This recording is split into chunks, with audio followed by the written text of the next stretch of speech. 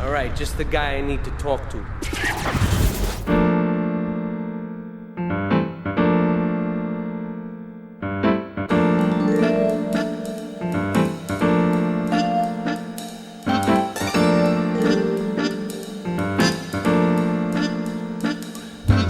Liberty City, the worst place in America, flaunts its motto like a badge, representing years of organized crime and neighborhood-destroying turf wars. The town's offensiveness only seems to get worse after each generation, as the scum of society continually walks and dies on these streets. With the recent terrorist threat cutting the island off from the mainland, it might be time for anyone considering living there to think twice, maybe 3 times, before making a big mistake.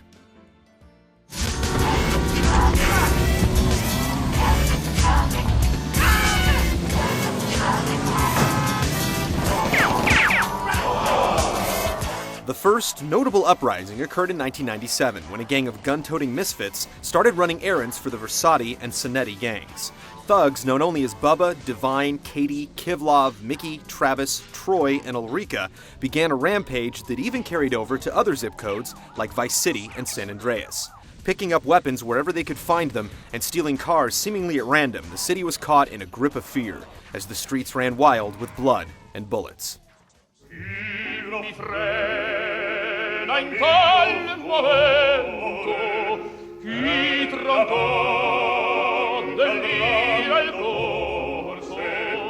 In 1998, the well-known Leone family associate Tony Cipriani came home after allegedly killing a made man. You're very important to me. Did I ever tell you that? Soon after his return, another rant of violence was sparked as several men tied to Salvatore Leone and his organization vanished or turned up dead. Remember, there's a hierarchy here, capiche? Now be a good kid. Vincenzo Cili, who worked directly underneath Leone, was found dead inside a cargo freighter, and Joseph Daniel O'Toole, otherwise known as JD, who owned Polly's Review Bar before it became the Sex Club 7, disappeared after it was rumored he was to be made into the Leone family. Obviously, that never happened.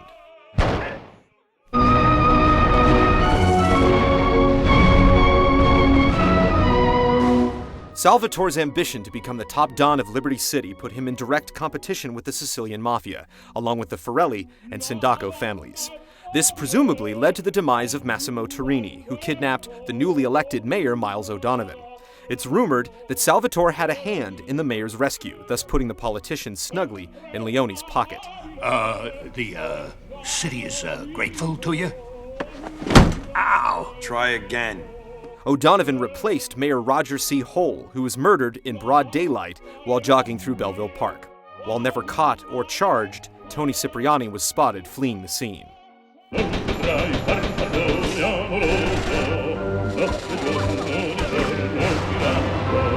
Cipriani was also implicated in the murder of Liberty Tree reporter Ned Berner, Vice City tycoon Avery Carrington, and Yakuza crime boss Kazuki Kaisen. This is the big tough gangster? Kazuki's wife Toshiko may have instigated the string of attacks on her husband's organization, but her suicide hours after his death made it impossible to verify. The meteoric rise of media mogul Donald Love is also believed to have occurred thanks to the blood-soaked hands of Mr. Cipriani. I can't believe the sacrifices I've made for this town. As well as the corrupt beginnings of LCPD detectives Leon McCaffrey and Ray Machowski. I keep the law off your back, the feds, Rico, and you keep me in the shit that I like. Cipriani has somehow miraculously evaded arrest since Salvatore took control, despite being connected to the catastrophic explosion that leveled the Little Italy district of northern Staunton Island. And the in-family fighting between Salvatore and his uncle ceased. But in a city this corrupt, things normally don't stay quiet for long.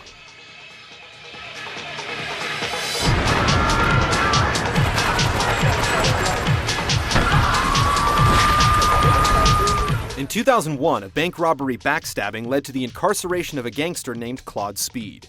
His lover, Catalina, double-crossed him during the escape and then aligned herself with a Colombian cartel. Salvatore's becoming dangerous and paranoid. He expects everybody and everything. And with loyalty like yours, what has he possibly got to worry about? The couple originally met in 1992 while living in San Andreas, the same city Catalina's cousin Cesar Valpondo calls home. Before moving to Liberty City, the two engaged in underground racing and real estate schemes. Claude's voice has never been recorded on tape, and no one claims to have ever heard the man speak. Claude became incredibly lucky when his police transport was hijacked while crossing the Callahan Bridge. Colombian attackers bombed the bridge in an attempt to kidnap a mysterious Asian gentleman. On the run, Claude befriended a bomb expert named 8-Ball, who worked out of an auto yard in northeast Portland. As a wanted man, Claude could have easily skipped town, but instead began working for Luigi the Snake Godarelli, owner of the establishment previously run by J.D. O'Toole. Remember, this is your foot in the door. This relationship helped introduce the silent thug to Salvatore Leone's son, Joey, the infamous Tony Cipriani, and the Don himself. I see nothing but good things for you, my boy.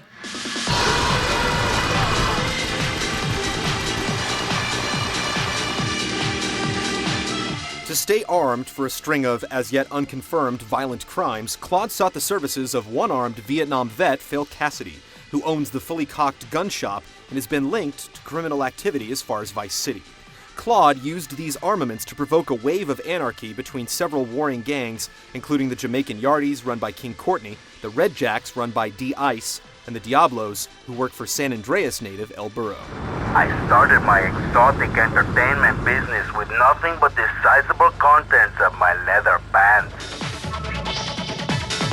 Claude's association with the Leone family stopped abruptly when Salvatore was shot down while exiting Luigi's Sex Club 7 by an unknown assailant. Salvatore's wife Maria Latorre was the prime suspect in her husband's death, but she was seen with Yakuza mistress Asuka Kaisen where the incident occurred and was never formally charged. You're an efficient killer. I like that in a man. Asuka first came to Liberty City in 1991, and her brother Kenji, who is the brother of Kazuki, arrived 5 years later. My sister speaks highly of you, though I'm yet to be convinced that a guy Jin can offer anything but disappointment. Kenji used to run a casino in Torrington, but was murdered by Colombians in an unprovoked car park shootout. To this day, the Colombians swear they were not involved. A Colombian cartel figure known only as Miguel was found dead along with Asuka Kaisen after eyewitness reports indicated the Yakuza leader had kidnapped and tortured him. Claude Speed's former partner Catalina was implicated in this gruesome scene, but before she could be questioned, she died in a helicopter crash near Liberty Dam. The body of Salvatore's widower, Maria, was also discovered near the dam, the victim of a gunshot wound to the head. Now stop a minute. Let's take it back. All of the evidence against Claude Speed is circumstantial due to Detective Leon McCaffrey dying in a car explosion the same year. He took more bribes than anyone. He thinks he's going to get an honorable discharge if he turns state evidence. And Ray Machowski skipping town via airplane under mysterious circumstances.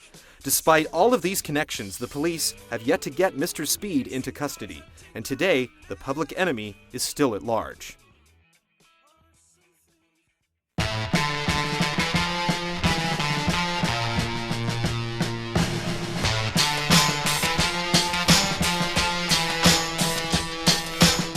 In fact, all of the people being shown here have at one time or another been closely tied to some of the most brutal crimes ever committed in this city, and their whereabouts are at the time of this broadcast completely unknown. They could still be prowling the streets of Liberty City 7 years later, waiting for the perfect time to bully their way to the top of the organized underworld. Those that live in Liberty City should avoid these perpetrators at all costs, and those who don't should steer clear of this lost metropolis.